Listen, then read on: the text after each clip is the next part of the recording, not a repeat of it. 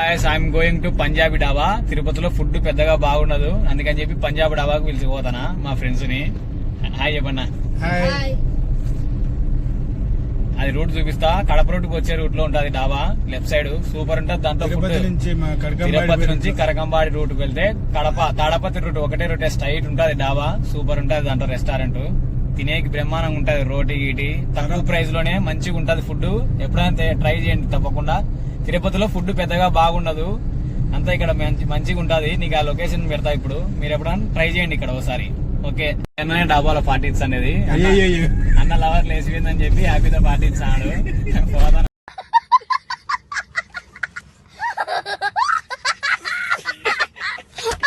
డాబాకి ఇప్పుడు దగ్గరలో ఉన్నాం డాబాకి ఆల్రెడీ.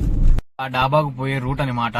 రూట్ గుర్తు పెట్టుకోండి, మంచిగా గుర్తు పెట్టుకోండి. స్ట్రైట్ ఒకటే రూటే బోర్డు నుంచి ఆ డాబా. ఒక డాబా పేరు వస్తుంది, మళ్ళీ ఈ డాబాలో తిన్నారు పెద్దగా ఫుడ్ బాగుండదు, వేస్ట్.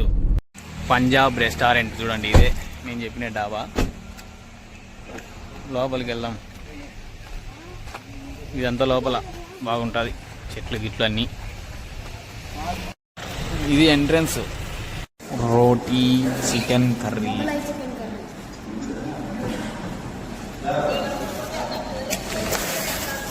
ఈ ప్రైజులు ఇవి మొత్తం టోటల్ తక్కువ ప్రైజులు చూడండి.